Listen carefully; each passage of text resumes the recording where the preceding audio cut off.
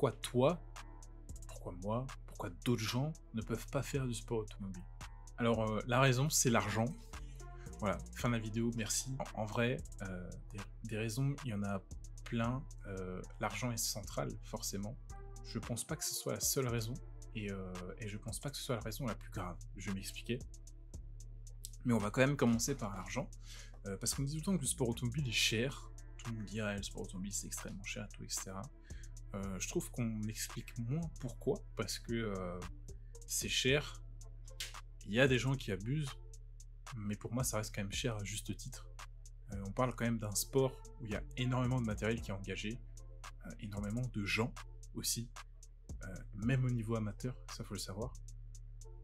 Là où je prends un sport plus classique, le basketball par exemple, vous allez avoir les pratiquants, les joueurs de basket, vous allez avoir un coach, vous allez peut-être avoir un assistant coach, allez peut-être 2, ça fait 3 personnes. En sport automobile, si c'est pas vous qui faites le staff finalement, et là c'est encore une autre question, on peut vite monter à 1, 2, 3, 4 personnes facilement, et je vous parle pas à des niveaux de monstres, hein, rien que dans des championnats nationaux, ça peut, en vrai. Donc ça engage beaucoup de moyens, que ce soit matériel ou personnel, et ça je trouve qu'on en parle moins. Parce on aime bien dire le sport automobile c'est cher, sous-entendu c'est qu'un truc pour les riches. Faut savoir qu'il y a des gens riches dans le sport automobile, on va pas se le cacher. Il y a des gens qui ne le sont pas, d'accord, qui se donnent les moyens d'être là, qui font ce qu'ils peuvent avec ce qu'ils ont. Je prends toujours cet exemple-là des gens qu'on va voir avec une petite camionnette bon marché, achetée d'occasion, une petite remorque bon marché, achetée d'occasion, et une belle voiture de course en proto, une monoplace comme souvent, qui coûte 4 fois le prix du reste. Mais voilà, c'est des gens qui croient en leur truc, qui se donnent les moyens, qui achètent les choses, et qui y vont. Voilà. Et ça veut pas dire que le type mange des pièces d'or à chaque repas, c'est pas vrai. Plein de gens qui sacrifient énormément pour vivre leur passion. Voilà. C'est pas des Rothschild, c'est pas des milliardaires et tout, etc. Je dis pas que c'est forcément des gens à plaindre, hein. Faut dire les choses telles qu'elles sont, il faut quand même un minimum de ressources pour faire du sport automobile. Mais voilà, il faut enlever cette image de c'est que pour les riches, et c'est un peu le truc que je ressens quand les gens disent c'est extrêmement cher, et qu'il n'y a que ce mot-là qui sort, c'est que personne ne justifie pourquoi c'est cher. Et voilà, c'est pas parce que c'est cher que, en tant qu'être humain, on ne peut pas le faire. C'est une question de le vouloir. Je vais divaguer un peu dans la vidéo, ça va, en mode discussion, on est là, j'aime bien, je suis pas monteur, je suis pas vidéaste, je suis pas cadreur, moi je vous lance les choses en vrac. On va quand même essayer de garder une ligne directrice, à savoir pourquoi est-ce qu'on ne peut pas faire du sport automobile. Donc j'essaie de répondre à cette question, et on disait donc le premier sujet c'est l'argent. Pour vous donner un titre d'exemple, il y a un compte Instagram que j'aime bien, je vous mettrai peut-être une image quelque part, c'est Race Cars for You, et ça permet vraiment de se rendre compte de ce que c'est le sport automobile. C'est un site un petit peu comme Mikado Racing pour ceux qui connaissent, c'est des annonces de vente de voitures. Alors la plupart du temps c'est aux États-Unis, ils ont des voitures en Europe, ça arrive. Et il y a une annonce sur laquelle je suis tombé il y a pas très longtemps, et je vais me servir de cette annonce pour démontrer ce que je veux dire. Ce qu'il faut comprendre, c'est que le sport automobile c'est cher, parce qu'il y a beaucoup de ressources qui sont impliquées, comme je disais. La première ressource c'est la voiture. Une voiture de course, alors on va mettre les anciennes de côté, d'accord, parce que c'est encore un petit peu plus particulier. On va dire un truc un petit peu moderne, récent, voire neuf. Une voiture de course, déjà tu montes très vite en prix, ça peut très vite monter à des 50, des 60, des 70, des 100, des 200, des 800, mais bon là c'est encore un petit peu plus spécifique. Bref, en soi, il faut déjà que tu aies une voiture. Ça c'est déjà un coût. Pour vous donner un titre d'exemple là, une annonce que j'ai vue récemment pour une Lamborghini Huracan Super Trofeo Evo 2, ok, on est à 290 000 euros. Il y a des gens qui achètent des maisons à ce prix-là, dans certaines régions de la France, tu peux peut-être même en avoir 2. Donc il y a déjà ça qu'il faut amortir. Ensuite, il va falloir avoir de quoi la transporter. Donc on va acheter soit une remorque, et quand on commence à exploiter un petit peu plus les choses de manière sérieusement, on achète une SMI ou un camion, etc. Pareil, ça démarre facilement à 30, puis tu montes à 40, à 50, à 60, et ainsi de suite. Au bas mot, on est déjà à dire à peu près à 300 000, admettons. Ensuite, il va te falloir de la main-d'œuvre. Parce que les voitures de course, c'est des objets compliqués, avec de la mécanique spécifique. Donc, ça veut pas dire qu'on ne peut pas le faire soi-même. Si ça t'intéresse, que tu veux prendre le temps de le faire, tu as le droit. Il y a plein de gens qui font ça pour faire des économies, justement. Mais, dans la plupart du temps, tu vas avoir un, voire deux mécanos. Ça va dépendre du nombre de voitures. On va dire, on part sur une voiture, tu vas avoir au moins un mécano. Ce type-là, t'as beau avoir des beaux yeux, chanter des belles chansons, comme on dit, tout travail mérite salaire, il va pas venir gratuitement. Il va venir avec un certain coût, d'accord, qui va varier. Là, j'ai essayé de chercher des salaires de mécanos en sport auto. C'est trop variable, ça dépend de beaucoup trop de choses, mais c'est des gens que tu vas payer un certain prix. Souvent, tu les payes à la journée, parce que tu vas avoir tes week-ends de course entre 2 et 4 jours. Ça peut vite faire des coûts aussi. Il faut aussi que tu amortisses ce coût-là. Ensuite, tu vas avoir tout ce qui est consommable. Essence, pneus, potentiellement casse mécanique. Où là aussi, ça peut très vite chiffrer, parce que tu peux soit être le mec ultra prévoyant qui va avoir tout en triple, qui va toujours tout se trimballer. Sauf que si tu te trimbales toujours tout, forcément, ce qui te permet de te déplacer va être en conséquence. Ou alors, tu vas être celui un petit peu à l'arrache, qui va essayer de demander aux copains de dépanner des pneus et tout, etc. Mais faut-il déjà que les gens en aient, et si t'arrives pas à te débrouiller, t'as fait tout ça pour rien, tu roules pas. Donc ça aussi, ça a un certain coût, sachant que de l'essence de course, si vous trouvez qu'un euro 80, 90, le samplon 95 ou 98 c'est cher, l'essence de course, ça l'est un peu plus. Si tant est qu'on utilise de l'essence de course, hein, il y a des catégories où on utilise de l'essence normale, voilà, c'est possible aussi. Mais souvent c'est fourni par les gens qui organisent le championnat. Tu ramènes pas ta propre essence, parce que pour des raisons de réglementation, de contrôle et tout, etc. Donc c'est, même dans le cas où tu utilises l'essence normale, c'est rarement le prix que tu trouves dans le commerce. Tout ça, ça fait des coûts à amortir. Pareil, pour revenir au prix de la voiture de course, ce qui va faire qu'une voiture normale n'est pas chère, c'est que les volumes de production, et n'est pas cher entre guillemets, hein, c'est que les volumes de production sont énormes.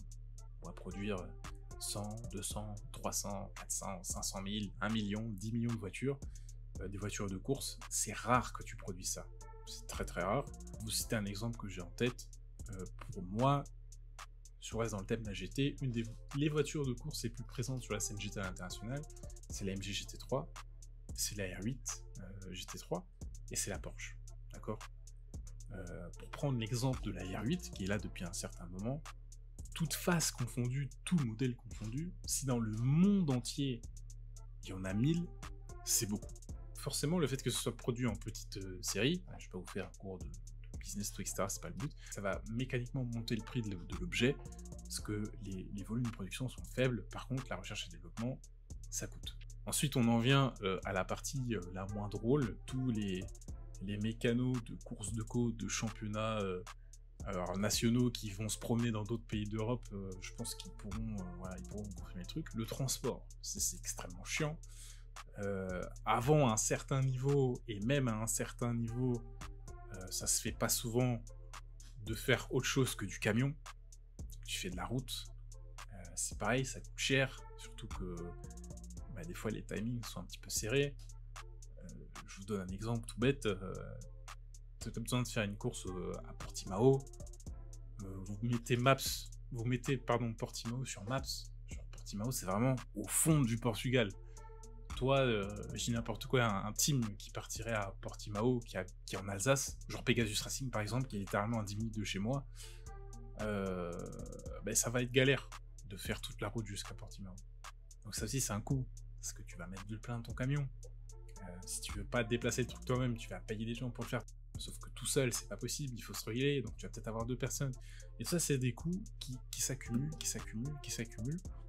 Et c'est ce qui fait que tu peux pas avoir un sport abordable. En fait, ça n'est pas possible. Tous ces gens-là, il faut qu'ils vivent, il faut qu'ils mangent, il faut qu'ils se versent des salaires.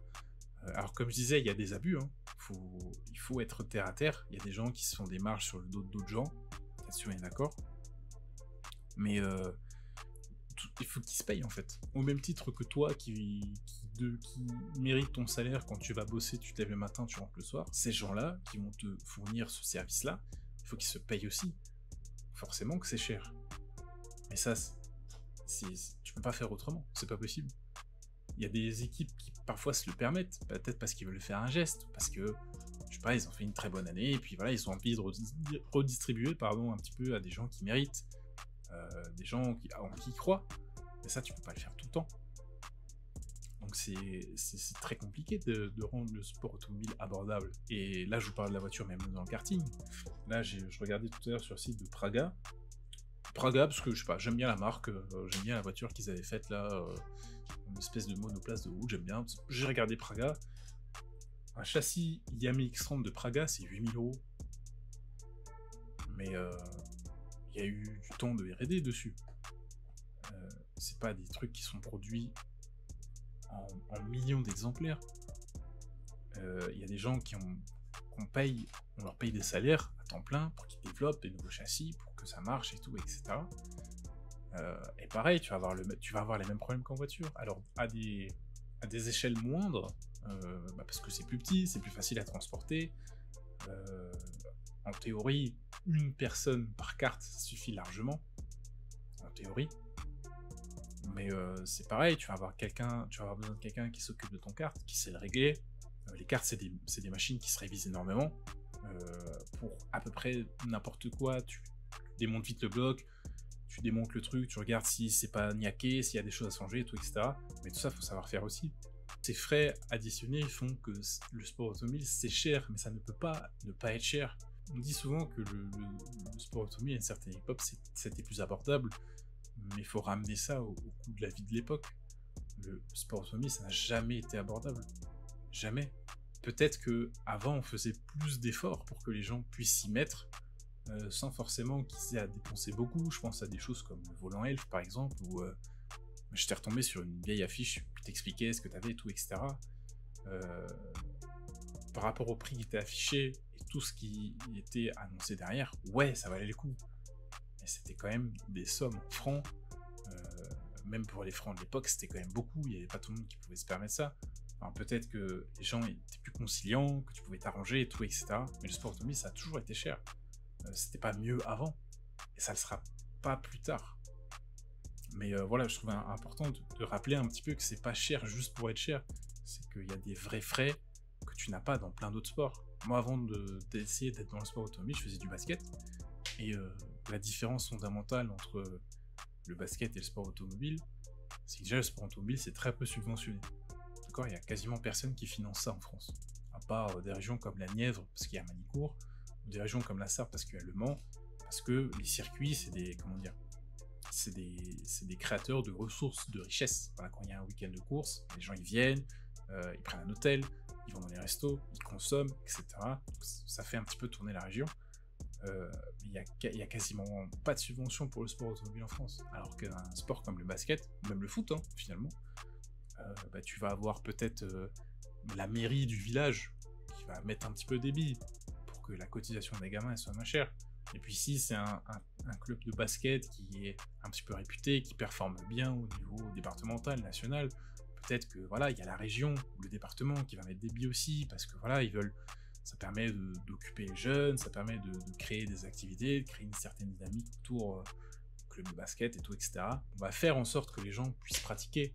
Alors qu'en sport automobile, c'est toi et toi-même. Si tu veux pratiquer, tu mets de ta poche. Voilà, tu vas pas aller voir la région, encore que je mets des pincettes sur ce que je dis, parce que en tout cas pour financer des gens, ça peut arriver que ta région te soutienne, tout, etc. Mais on va dire que dans le cas général, demain tu vas pas avoir le département du Bas-Rhin qui va dire on va créer 15 clubs de cartes dans le Bas-Rhin pour que les gamins puissent faire du kart à moindre coût. C'est pas du tout dans les mœurs, absolument pas. Alors que des sports comme le basket, bah si, on va vouloir que les gamins fassent du basket parce que voilà, c'est une activité qui plaît dans le département, dans la région. Comme on va mettre des billes pour que les gens puissent faire du basket, bah, ça va forcément se répercuter sur ce qu'ils vont investir. C'est pareil, le basket, t'as besoin d'une salle, t'as besoin de ballons, c'est tout. En termes de coûts, il y en a quasiment, entre guillemets pas, parce que les infrastructures, elles existent. Ici, il y a une mairie, une communauté, une commune, pardon, qui veut construire un terrain de basket ou, je dis n'importe quoi, des salles, des complexes sportifs et tout, etc. C'est pas les basketteurs qui vont aller voir, c'est de l'argent qui est distribué par l'État, via les impôts et tout, etc. Alors, entre guillemets, tu payes, oui, tu payes la construction des infrastructures, mais c'est pas... voilà, ils vont pas aller voir les gens, dire écoute, tu veux faire du basket, on a chiffré, le chantier c'est 100 000, vous êtes 10 dans l'équipe, voilà, vous divisez 100 000 en 10. C'est pas ça le truc. Alors que le sport automobile, voilà, t'étais un petit peu tout seul. Si tu veux faire du sport automobile, on ne t'interdit pas de le faire. Par contre, il y a personne qui va réellement t'aider à faire ça. Je parle en termes d'organisme et tout, etc. Et ça, j'ai pas l'impression que tout le monde le comprend. Et c'est important parce que c'est pas cher pour rien. Voilà. Donc oui, il faudra des sous pour faire du sport auto, les gars. Il n'y a pas le choix. Enfin, les gars ou les meufs, peu importe qui vous êtes. Il vous faut des sous, il n'y a pas le choix. Alors que ce soit vous qui le mettiez, ou que ce soit quelqu'un d'autre qui le mette, que ce soit des sponsors qui le mettent, c'est égal. Par contre, il faut de l'argent parce que c'est un sport qui coûte cher, parce qu'il y a beaucoup de frais, il y a de la casse, il y a énormément de logistique. Et voilà, tout simplement. Le deuxième point que je voulais aborder pour cette vidéo, sur le pourquoi tu ne peux pas faire de sport automobile, même si vous vous êtes bien rendu compte avec la première partie que c'est pas que vous ne pouvez pas, mais il faut comprendre pourquoi vous ne pouvez pas.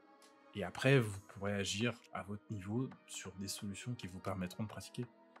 Le deuxième, c'est l'attitude des gens. Et ça, c'est à un moment, c'est un truc qui faisait un petit peu de débat dans la scène amateur. Vous savez, tout ce qui est cagnotte, tout ce qui est financement participatif pour faire du sport auto. C'est que... Je sais pas si c'est à tort ou pas, mais les gens essayent de transposer des concepts qu'ils ont vus en Formule 1, qu'ils ont vus dans certaines histoires de certains pilotes, et essayent de transposer ça à tout le sport auto. Et ce dont j'essaye de parler, c'est cette attitude que les gens ont à vouloir que quelqu'un paye pour eux. Parce qu'on a vu un tel qui a été sponsorisé depuis qu'il est gamin, on l'a mis en Formule 1, on a vu un tel qui a été sponsorisé pendant 5 ans, et puis machin et tout, etc. Et ce que les gens comprennent pas, c'est que c'est pas des choses qui sont faites au hasard. C'est pas le pilote un jour qui a toqué à une porte, qui dit je veux du sponsoring, on lui dit ok chaud. C'est plus complexe que ça.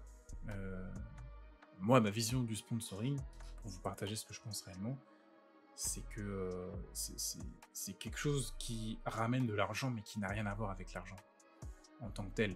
Tout est une question d'intérêt. Et en termes d'intérêt, il n'y a pas que l'intérêt financier. Il y a l'affect aussi. Il y a ce qu'on ressent, il y a ce qu'on a envie de faire, il y a les projets qu'on a, il y a les projections, bref. On sponsorise pas quelqu'un sans intérêt, parce que l'argument qui revient le plus souvent en sport automobile, c'est la fameuse déduction d'impôt de 66%. Les gens ont l'impression qu'en apportant quelque chose qui en soi n'a pas été demandé en plus, parce que le chef d'entreprise dans son bureau, il n'a pas demandé à vous voir jusqu'à ce que vous lui envoyiez un mail, alors il accepte ou pas de vous voir, ça le regarde, mais il n'a pas forcément demandé à ce que vous soyez là. Et il pense que le fait d'apporter quelque chose qui n'a pas été demandé parce que c'est censé rapporter de l'argent, alors qu'au final, pas du tout, c'est un motif suffisant pour que les gens sponsorisent. Au même titre que dans l'autre sens, le fait qu'on ait été champion de quelque chose ou vainqueur de quelque chose, de quelques courses, ça justifie le fait qu'on se fasse sponsoriser, mais c'est bien plus complexe que ça. Vous allez avoir plusieurs types de comportements par rapport à ce genre de proposition. Il y a celui qui va vouloir retrouver ses sous. Alors vous pouvez lui expliquer que s'il vous donne 1000 balles en plus de ce qu'il avait prévu dans cette dépense de la boîte, il va en récupérer 66%, et du coup il n'aura pas dépensé 1000 balles, mais seulement 340. Sauf que s'il vous donne pas 1000 balles, il a économisé 1000 balles. Donc ça l'intéresse pas. Je veux dire, ce genre de personnes-là, ils ne vous ont pas attendu pour faire de l'optimisation fiscale ou de la réduction d'impôts. Donc il faut lui apporter autre chose. S'il ne peut pas retrouver ses billets avec vous, ça va pas l'intéresser. Au même titre qu'il y a d'autres gens, peut-être qu'ils s'en foutent complètement de l'argent, ils pourraient vous le donner, mais si votre vécu, ça leur parle pas, ou qu'ils sont pas inspirés par ce que vous voulez faire ou par votre parcours, le mec il s'en fout quoi. Voilà, tu peux lui tenir en long, en large et en travers, que tu vas mettre son logo ici, que tu vas te le tatouer dans le dos et tout, il s'en tape. Si ça lui parle pas, il va pas te poser l'argent. Ça crée un petit peu ce décalage en mode, ah oui, sport auto c'est bloqué, ceux qui peuvent investir, aider les jeunes à se développer, ils le font pas. Mais tu peux pas en vouloir à un mec de ne pas vouloir faire quelque chose s'il n'en a pas envie. C'est pas parce qu'il peut le faire qu'il doit le faire pour toi. Et c'est un petit peu cette attitude-là qu'on retrouve chez les, comment dire, les nouveaux dans le sport automobile qui essayent de se développer, ou chez d'autres personnes qui sont déjà mises en place depuis très longtemps, puis qui se plaignent que voilà, il y a personne qui les aide, etc. C'est que tu peux forcer personne à faire ça. C'est entre guillemets à toi de construire quelque chose, de construire un projet où les gens ils ont de l'engouement, ils ont envie, ça leur parle, ils ont envie de t'aider. Mais ils vont pas t'aider juste pour t'aider. C'est parce que tu te présentes avec ton dossier de sponsoring, que t'as mis 4 heures à faire sur Photoshop ou je sais pas quoi. Le mec il se dit putain le gars il m'a fait un bête de dossier en PDF là, vas-y, non, ça se résume pas à ça. Et d'ailleurs, comment dire, le moment important de l'échange, ça va même pas être au moment où il voit ton dossier de sponsoring, où il voit que tu t'es fait chier à faire 4 couches, à faire des incrustations, à faire des... Voilà. C'est pas là où ça va se jouer, c'est vraiment quand il va se dire est-ce que je me reconnais là-dedans? Est-ce que j'ai envie de le faire? Est-ce que ce mec-là, j'ai envie de l'aider? Ou est-ce que ce mec-là, il peut me rapporter gros? Et voilà, c'est cette attitude-là d'attente qu'il y ait quelqu'un de providentiel qui vienne construire une carrière aux gens, qui aussi fait qu'il y a des gens qui peuvent pas faire du sport automobile. Alors que si tu t'intéresses au milieu, tu te rends compte que dans la vie, il n'y a pas que la Formule 1, il n'y a pas que le WEC non plus, il y a énormément de catégories. Enfin, je pense qu'il y a des catégories, moi j'en découvre tous les jours des catégories. Vous n'imaginez pas à quel point le spectre du sport automobile est large, et il y en a pour tous les prix. Tu peux très bien faire des courses pour moins de 2000 balles. Largement. 2000 balles, c'est quelque chose de... Voilà, c'est quelque chose de réalisable. Honnêtement, c'est quelque chose de réalisable. Maintenant, il faut modérer ses ambitions avec les moyens qu'on a. C'est sûr que, je dis n'importe quoi, t'es au SMIC, t'arrives à mettre un petit peu d'argent de côté, pas tant que ça. Oui, 2000 balles, ça va représenter une somme pour toi, mais si tu te mets en tête que t'es le prochain champion du monde de Formule 1 et qu'il faut que tu fasses 45 courses dans l'année, du coup tes 2000 balles, ça se transforme en 90 000 balles, bah ouais, là ça devient compliqué. Mais il faut modérer un petit peu. Voilà, il faut prendre en conscience les ressources qu'on a, il faut essayer de s'aider soi-même, tu vois, il faut déjà te mettre toi un pied à l'étrier pour que les gens ils aient envie de t'aider. Parce que t'es là, t'es assis, tu dis ouais les gars, faut m'aider. Ouais, mais qu'est-ce que toi t'as fait pour t'aider toi-même? Est-ce qu'on t'a vu trimer, faire des heures sup, prendre un autre boulot pour te payer une course? T'as pas vu faire ça. Donc pourquoi est-ce que t'attends que les autres le fassent? Ça, c'est un des trucs qui limite aussi les gens. Alors il faut rêver. J'interdis pas les gens de rêver. C'est très bien de rêver. Mais il y a un moment, il faut rester terre à terre. Si t'as vraiment la passion du sport automobile et que tu veux la pratiquer, il y a tout ce que tu veux dans le monde. Partout. Il y a ce qu'il faut pour toi. Il y a ce qu'il faut pour toi et ton budget. Il faut juste chercher. Il faut chercher. Et c'est comme ça que tu te retrouves à faire, je dis n'importe quoi, les 24 heures de chevaux, les 24 heures en C1. Je crois que ça se passe d'ailleurs en même temps que les 24 heures de chevaux. De faire de l'autocross, de faire de la formule historique d'Europe, de la formule historique du RSS. J'avais découvert ça dans l'épisode de Top Gear. Il y a énormément de choses à faire. Si t'as vraiment la passion du sport automobile, t'as pas juste envie de faire la Formule 1 pour dire je vais faire la Formule 1. Il y a quelque chose pour toi qui t'attend quelque part, qui sera à ta portée financière. Et voilà, et tu feras les courses que tu peux, tout simplement. Et ce point-là, ça va un petit peu avec le troisième, c'est que aujourd'hui, les gens, mais ça, c'est un peu un reflet de la société actuelle, c'est que les gens, ils sont pas patients. Je pense surtout aux jeunes, et en vrai, je peux pas leur en vouloir, parce que j'ai été comme ça pendant longtemps, aux jeunes qui veulent se mettre au sport automobile tout de suite, et qui déplorent le fait de pas avoir d'argent pour pouvoir commencer, pas de sponsor et tout, etc. Mais s'il y a bien une chose qui est sûre, c'est que vous pouvez rien y faire. Là-dessus, vous pouvez rien y faire. Je prends un exemple, t'as 14 ans, t'as envie de te mettre ne serait-ce qu'au karting, tu peux pas bosser, en tout cas pas légalement. Après, si t'es dans le resto de ton grand-père ou dans le bar de ta grand-mère, ça te regarde. Légalement, tu peux pas bosser. La seule chose que tu peux faire, c'est prendre ton mal en patience. Et comme je disais tout à l'heure, si c'est vraiment un truc qui te motive, l'argent que tu reçois à ton anniversaire, tu le mets de côté, t'achètes rien. L'argent que tu reçois à Noël, tu le mets de côté, t'achètes rien. Et quand tu peux, tu te payes ton kiff. Voilà, et puis t'entretiens la passion comme ça. Même si c'est qu'une fois par an, c'est pas grave. On s'en fout de ça. L'essentiel, c'est que tu puisses pratiquer, c'est que tu puisses toucher ce milieu qui t'attire, qui représente quelque chose pour toi. Moi, à chaque fois que je reçois un message, que ce soit sur TikTok, sur Instagram, et tout, etc., où on me dit ouais, j'ai 15 ans, ou j'ai 14 ans, je veux faire du karting, je veux faire de la monoplace, de machin, mais j'ai pas d'argent, comment je peux faire? C'est même, je me force à leur dire qu'il faut de l'argent, parce qu'en soi, il y aurait des solutions. Il y aurait des solutions, mais le premier argument que j'avance, c'est si t'as pas d'argent, je suis désolé, mais tu pourras rien faire. Voilà, soit il faut que tes parents investissent pour toi, et que tu montres que... Parce que c'est ça le truc, c'est que tout le monde pense que voilà, tu peux te faire repérer et tout, etc. Et c'est vrai, mais ça, c'est pas la majorité des personnes. Et moi, j'ai jamais vu de recruteurs de formules de promotion traîner en SWS. Voilà, faut dire ce qui est.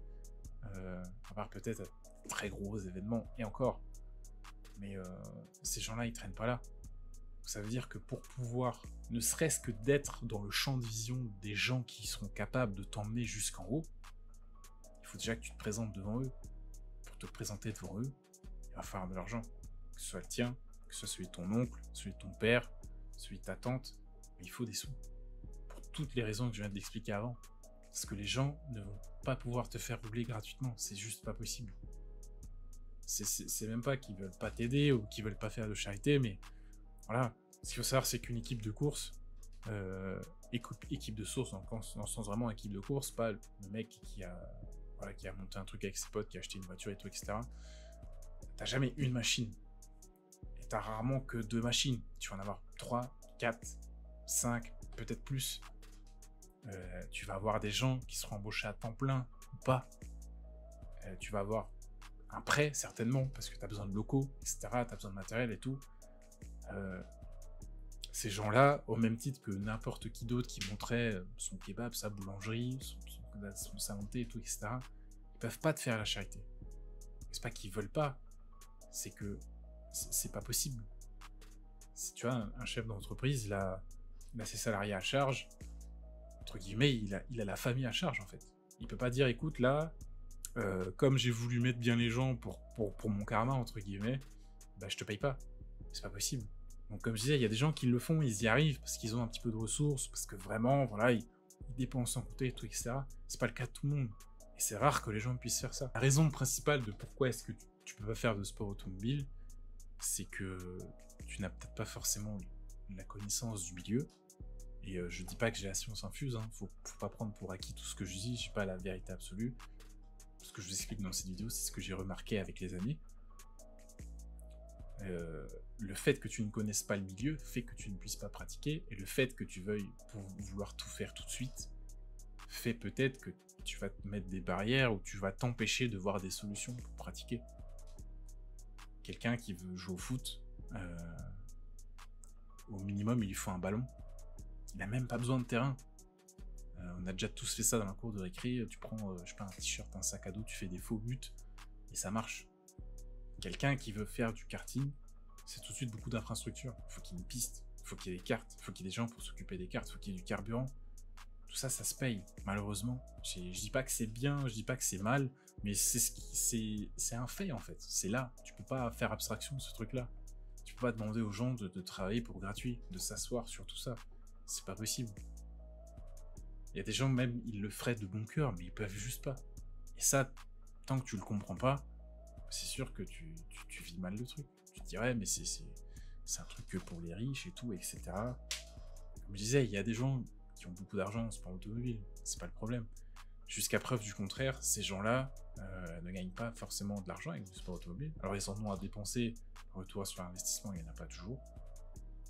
Et même un milliardaire ou un millionnaire, voilà, quand il y a un sport automobile, son but c'est pas de faire x2 ou x3 sur sa mise. En tout cas, si son but c'est ça, je lui souhaite du courage parce que il y a trop de choses qu'il faut payer. Et il y a très peu de choses qui rapportent. Et les gens qui investissent dans le sport automobile, j'espère pour eux qu'ils le font par passion, parce que sinon tu t'arraches le crâne, c'est pas possible. Tu peux exploiter commercialement un intime, tu peux faire du chiffre et tout, etc. Mais il y a tellement de choses qui ne sont pas de ton ressort. Combien d'équipes on a vu disparaître du jour au lendemain parce que pour un changement de règlement, pour une mésentente avec je sais pas quel constructeur et tout, etc., ou une mauvaise saison, tout peut s'arrêter du jour au lendemain. Et le problème, c'est que contrairement à un business normal, entre guillemets, il y a des fois, tu ne peux absolument rien faire. Dans un business plus, on va dire, plus traditionnel, tu peux avoir des signes avant-coureurs dans la compta et tout, etc. Je te donne un exemple. Voilà, admettons, la voiture que tu as, elle est plus homologuée, elle peut plus rouler nulle part. Du coup, tu fais une année à blanc, le temps de pouvoir acheter du matériel et tout, etc., pouvoir acheter de nouvelles voitures, qui entre-temps sont devenues plus chères. Je dis n'importe quoi, tu avais 4 voitures, tu revends les 4, tu en rachètes 3, d'accord. Tu as mis tout ce que tu avais en trésorerie de côté pour pouvoir racheter tes voitures et pouvoir exploiter commercialement, pouvoir refaire, et tout, etc. Et sachant que c'est pas toujours le meilleur choix de faire ça, mais je vous donne un exemple. Et tu commences ta saison, et toutes tes voitures, elles se font planter à un moment. Et t'es là, tu croules sous les frais de pièces de rechange, etc. Et tout s'escalade. Qu'est-ce que tu peux y faire? Rien. La seule chose que tu pouvais faire, c'était ne pas le faire. Mais à ce compte-là, on arrête tout ce sport automobile et puis on fait autre chose. Donc moi, la réponse que je voudrais apporter à cette question, puis après on va s'arrêter là, c'est que il faut vous intéresser, il faut essayer de comprendre comment ça marche, il faut vous mettre à la place des gens. Je le répète encore une fois, il y a des abus dans le sport automobile. Je ne vais pas citer de nom parce que j'ai pas forcément d'idées qui me viennent en tête. Et le but, c'est pas de dénoncer, parce qu'on sait jamais dans quelles conditions les gens sont. On sait pas ce qui les a poussés à augmenter les prix ou à exploiter les gens comme ça. Et si vous voulez vraiment faire du sport automobile, faites en sorte de pouvoir le faire par vous-même. Voilà, on n'a pas besoin. Moi, je considère que t'as pas besoin de faire 40 courses par an et de signer chez un constructeur pour te sentir pilote de course. C'est un message que je prône relativement souvent. C'est personnel. Si tu vis ton expérience à ton échelle et que tu es content avec ça, moi je pense que tu as gagné la partie. Après, tu peux avoir envie de plus. C'est normal, c'est humain de vouloir avoir envie de plus. À ce compte-là, il faut mettre les moyens derrière. Il faut trouver des solutions pour générer des sous parce que voilà, il n'y a pas le choix. Aujourd'hui, des moyens de faire de l'argent, il y en a plein. On va pas s'étendre sur ce sujet parce que c'est pas le but. Puis je suis pas en train de faire la promo de quoi que ce soit. Mais on vit dans un monde qui est certes pourri par certains aspects, mais ce que tu peux pas reprocher à cette société-là, c'est que si tu vois une brèche, tu peux t'y engouffrer, et si elle est prolifique pour toi, tant mieux. Si tu veux bosser dans un nouveau secteur d'activité, si tu veux partir dans un autre pays européen parce que ça paye plus, c'est des choses qu'on peut faire aujourd'hui qu'on pouvait pas faire avant. Voilà, faut s'adapter en fait.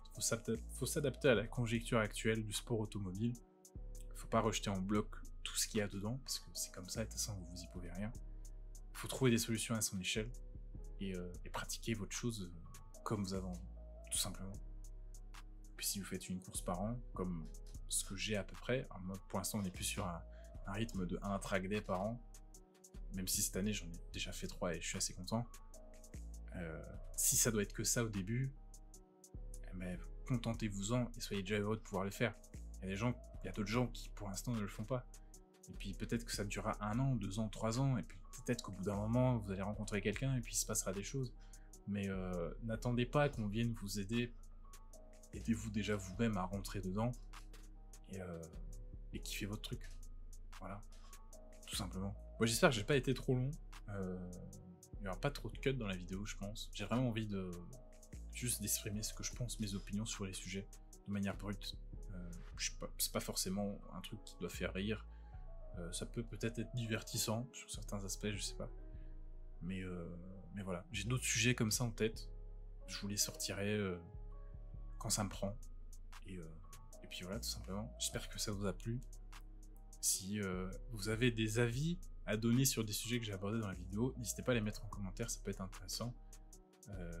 Je m'engage à répondre à tout le monde. Et s'il faut, on peut même en débattre. Mais qui que vous soyez, hein, vous soyez quelqu'un qui soit pas du tout connu, ou s'il y a des influenceurs qui passent, moi je suis prêt à discuter des choses, même en live, n'importe où. Mais je trouve ça voilà, je trouverais ça intéressant de confronter. Mais c'est plein d'idées que j'ai, j'en parle toujours tout seul, parce que par manque de temps ou par manque d'opportunité d'en discuter avec des gens. Donc voilà, n'hésitez pas à me donner vos retours là-dessus, vos idées, et si le concept vous plaît tout simplement. Et puis, bah, je vais vous laisser là pour cette fois. On se reverra bientôt, j'espère. Et sur ce, je vous dis à plus. Ciao.